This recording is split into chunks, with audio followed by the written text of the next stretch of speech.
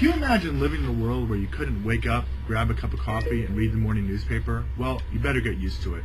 These are pretty dark days for the newspaper industry. Readers are fleeing the newspaper, going to the web. Advertisers are also deserting newspapers, putting their ads on Craigslist and other places. And some newspapers are even going bankrupt. The New York Times, in fact, just suspended its dividend, and it's having a hard time meeting its debt payments. So I was relieved to see this week that the Hearst Corporation was thinking of keeping the Seattle Post-Intelligencer alive in a pure digital form instead of shutting down the paper. This is an idea that has shown some potential.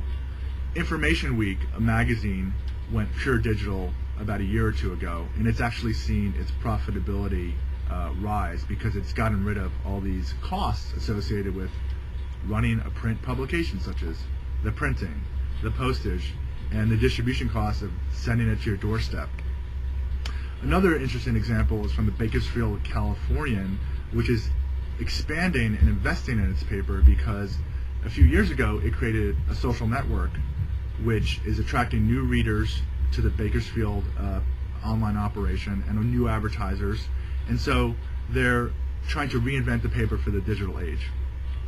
Now, does this mean that the stocks of the publicly traded newspaper companies such as Gannett or McClatchy or the New York Times are going to rise?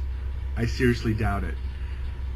But the good news is, if these papers do embrace the digital future, it could buy them more time to reinvent themselves and create a model that works in the information age. The other upside of this is that it will still save newsrooms. Of course, they'll be smaller, but the traditional watchdog role of the press will be preserved if more papers are not shut down and go to an online-only edition. Just imagine what Chicago would be like without the Chicago Tribune. I mean, they can barely keep up with all the scandals as it is. And so I'm rooting for the newspaper, no matter what form it takes. And I hope more publishers take the route of the Hearst Corporation and try to salvage their newspapers for the digital age. This is Spencer Ante with Business Week and also author of Creative Capital.